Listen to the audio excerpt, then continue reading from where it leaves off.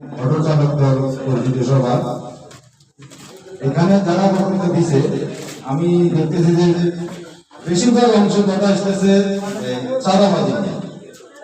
তো আমার প্রশ্ন হচ্ছে যাই চাঁদাবাজি এখন আপনারা করবেন না, ঠিক আছে, কিন্তু পরবর্তীতে করতে পারেন।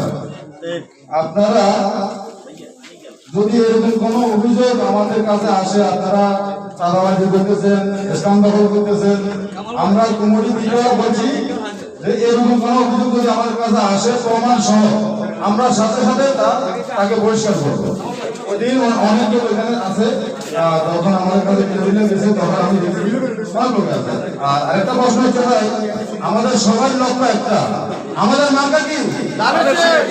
আমরা সবাই কোন সংগঠনে আছে এটা দেখার বিষয় নয়।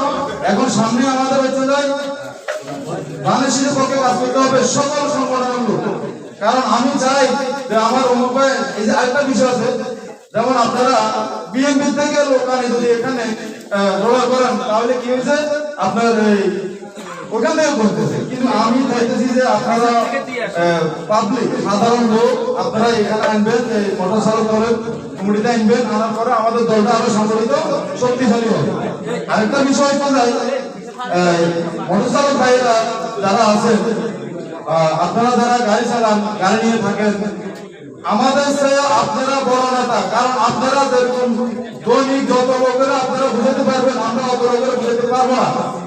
কারণ আপনারা যত চেষ্টা করবেন, আমার মা বোন যেখানে যারা আছে যেভাবে ইয়ে করে তার সেদের পক্ষে কাজ করবেন। এবং আমার একটা ভাই বলছে যে ফ্যামিলি কার্ড, বিধবা কার্ড, এভাবে কতগুলা নিয়ম কানুন যখন তাদেরকে বুঝে বলবেন, তারা কিন্তু ওই মহিলারা আছে আপনি যখন বুঝে কথা বলতে পারবেন, তারা কিন্তু কি হয়েছে ধানের শীষের পক্ষে বাইরে যাবে না।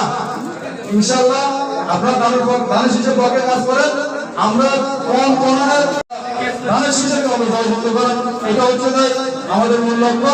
সংগঠন কোন কে বা কারা এগুলো দেখার বিষয় সবাই আমরা জানাইছি।